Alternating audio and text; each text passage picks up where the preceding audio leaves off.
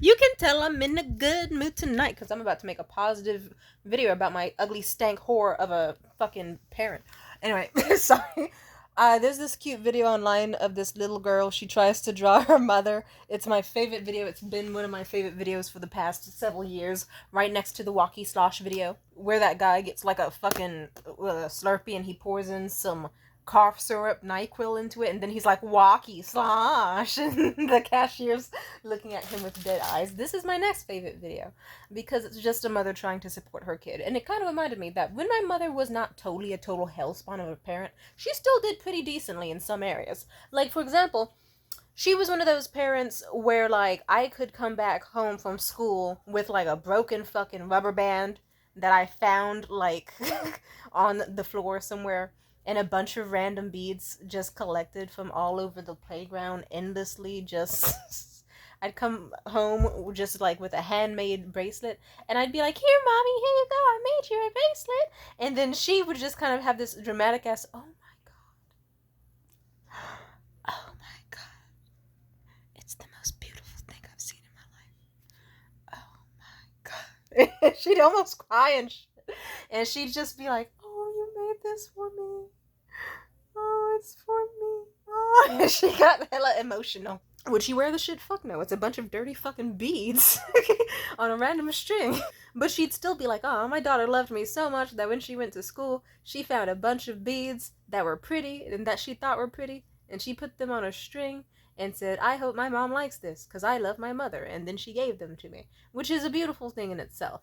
And I still find it, and then I, like, even years later, sadly years into her being a terrible fucking parent later on, I still remember that she used to, like, hang up those beads on her bedroom door so that every time she got home or went to her bedroom to go sleep or eat or do whatever the fuck she was gonna do, like, you know, watch Desperate Housewives and shit, or General Hospital. I forgot she used to love General Hospital. I don't know if that show's still going on. Doesn't fucking matter.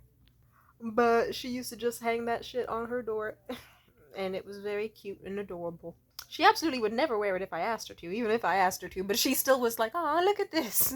Something very wholesome about a parent and just being so, like, I don't know, she had a very traumatic childhood, so it kind of makes sense that she would be like, oh man, I made something that I love, like, she made me and she loved me very much, and then the person she loved very much, a child, then proceeded to find items that she loved, and then created them, and then gave them back to her own mother, who created her out of love, or out of a restraining order hookup. But still, you know, I was still loved as a child. You get what I'm sorry. I didn't need to say that. I was the result of a restraining order hookup, though. It was consensual. You know, shit happens. People happen. But yeah. Just like, I don't know. But I can picture doing the same for me. Like, if I made a kid and I loved it so much and it was the best thing in the world and it loved me so much that it came home, even with some fucked up ass drawing, even if it came home and it was just like a bunch of, like, my kid went to fucking preschool and just started fucking just fucking eating crayons and spitting it on paper and slamming that shit down. But then they drew like a red circle with a smiley on it and some strings and glued that shit on, and they came home and they said, here mommy, this is for you, this is you, it's a picture of you. Would it be fucking hilarious? Because it's like, is it fucking hideous? Yeah. Did you still make it? Yeah, my kid's the next Picasso! And that's me. You made art out of love for me and I love you. What? You think about me outside of the realm of just my obligation as a parent. You admire my actions and I'm a good parent? That makes me touched. So in a way, I get why she was so touched back then. Her mom was a very fucked up individual who sicked dogs on her to go scissor with the neighbors and have, like, lesbian sex while on heroin and crack and shit. And then also pulled a gun on her and stuff when she was, like, 4. Like, you know, that probably did a lot of fucked up things to my mom's psyche. But I will say, it was very good that my mother, she had a lot of flaws. She still does. She's a fucking cunt to this day. But I still, like, deep in my subconscious, I remember there was a version of her that was a good mother. That was a good mother. You know, she tried. And she was the type of parent that was worried if she was doing good or bad, right or wrong, and she actually cared, and she tried, and she actively did well. And that's good. It would have been nice if she stayed that way. I understand some of her actions into an adult. I will never fucking excuse them. Because the difference between her when she was young you know, she was the type of parent where she worried about, like, if she was doing the right choices or not. Like, you know, even if we fucked up as kids, like, you know, she would ground us, but then quickly be like, ah, fuck. Oh, no, they look so sad and I love them. Never mind, go play PlayStation. Go watch SpongeBob or play outside or something. But then as she got older, she had tendencies. You know, how do I put this? I'll put it this way. My mother was the type of person where, as she got older, she, I guess, felt bad about hurting me, even if it was something incredibly small.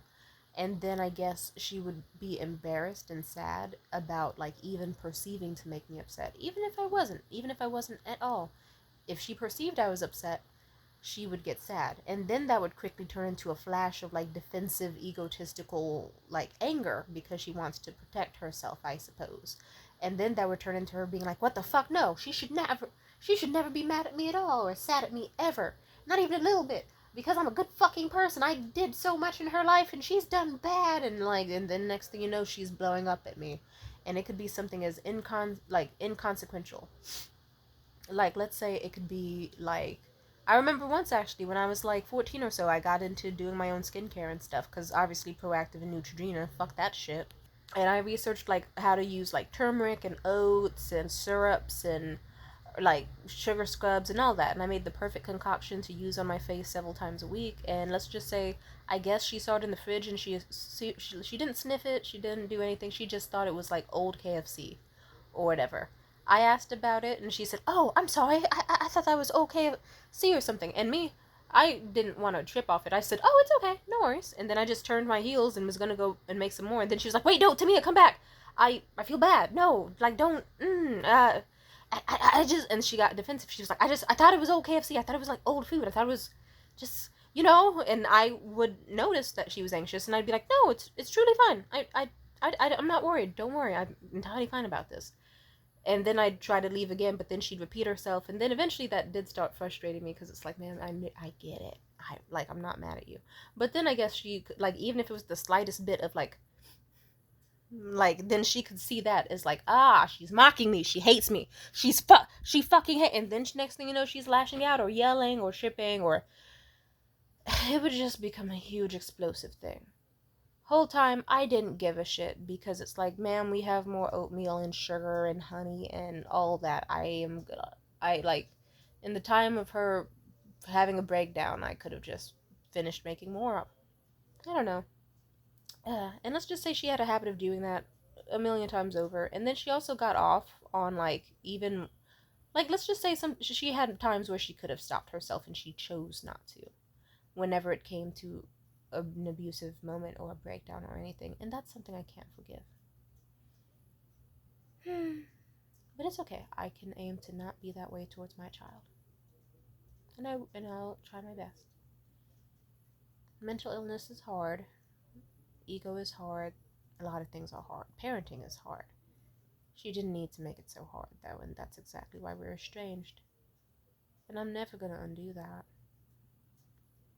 The most you'll get in this occasional video where I will talk about how I remember when she was a young parent who wasn't that bad. But yeah, when she was a young parent, she was the type of parent that had such a fucked up childhood and no self esteem and fears about her own parenting skills. Mind you, she was not a good parent in several ways. It's like, why? Like, bitch, it's a 50-degree humid ass day, and you're wearing a puffer coat and Uggs, or knockoff Uggs. Let's not give her too much credit there. Knockoff Uggs. And then you're sending me to school in, like, shorts and a tank top with no jacket on this wet ass playground? Like, bitch, are you serious? What the fuck?